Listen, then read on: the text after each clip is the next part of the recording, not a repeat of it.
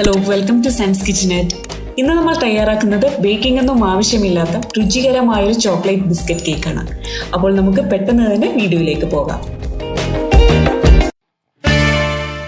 ആദ്യമേ തന്നെ കേക്കിലേക്ക് ആവശ്യമായ നട്ട്സ് ഒന്ന് റോസ്റ്റ് ചെയ്തെടുക്കാം. ഏത് തരം നട്ട്സ് ഉപയോഗിക്കാം. ഞാനിവിടെ കാഷ്യൂ നട്ട്സും വാൾനട്ട്സുമാണ് എടുത്തിരിക്കുന്നത്. ഏകദേശം ഒരു 3-4 മിനിറ്റ് മീഡിയം ഫ്ലെയിമിൽ റോസ്റ്റ് ചെയ്തെടുക്കുക. അതിനുശേഷം ഇത് ചെറുതായി ചോപ്പ് ചെയ്തെടുക്കുക.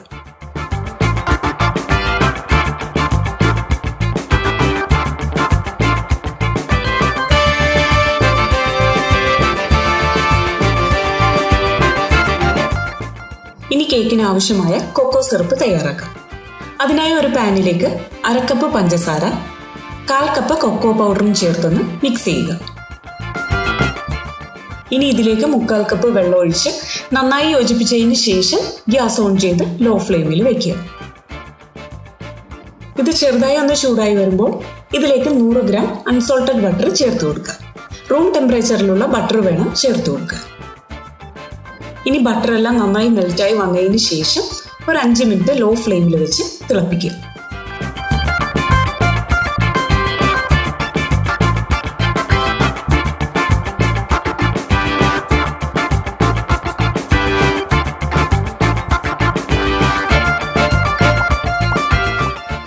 അപ്പോൾ കൊക്കോ സിറപ്പ് തയ്യാറായിട്ടുണ്ട്.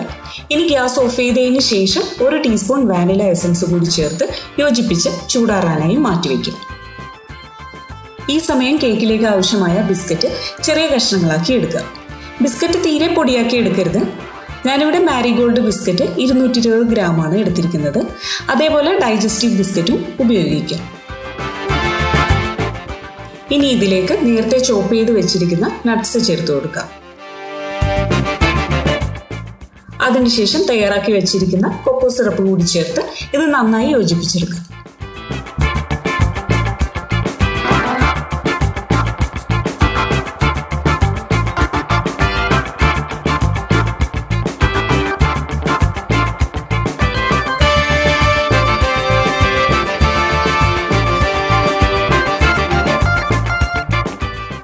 ഇനി ബട്ടർ പുരട്ടി തയ്യാറാക്കി വെച്ചിരിക്കുന്ന കേക്ക് ട്രേയിലേക്ക് ഇത് ചേർത്ത് കേക്ക് സെറ്റ് ചെയ്തെടുക്കാം.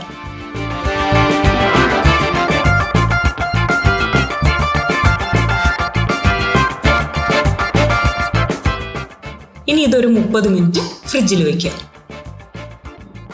ഈ സമയം ഇതിലേക്ക് ആവശ്യമായ ചോക്ലേറ്റ് ഗനാഷ് തയ്യാറാക്കാം. അതിനായി പാനിലേക്ക് 1/4 കപ്പ് ഫ്രഷ് ക്രീം ചേർക്കുക. ഇനി 175 ഗ്രാം ചോക്ലേറ്റും കൂടി ചേർത്ത് ലോ ഫ്ലെയിമിൽ വെച്ച് ചോക്ലേറ്റ് നന്നായി മെൽറ്റായി വരുന്നത് വരെ യോജിപ്പിച്ചെടുക്കുക. ഞാനിവിടെ സെമി സ്വീറ്റ് ചോക്ലേറ്റ് ചിപ്സ് ആണ് എടുത്തിരിക്കുന്നത്.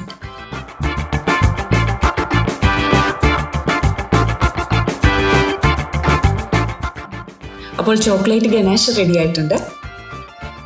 ഇനി ഇത് സെറ്റ് ചെയ്ത് വെച്ചിരിക്കുന്ന കേക്കിന് മുകളിലേക്ക് ചേർത്ത് എല്ലാ ഭാഗത്തും എത്തുന്ന രീതിയിൽ നന്നായി സ്പ്രെഡ് ചെയ്ത് ഒരു 3-4 മണിക്കൂർ വരെ ഫ്രിഡ്ജിൽ വെച്ചതിന് ശേഷം സെർവ് ചെയ്യാം. ഓവർനൈറ്റ് വെച്ചാലും നല്ലത്.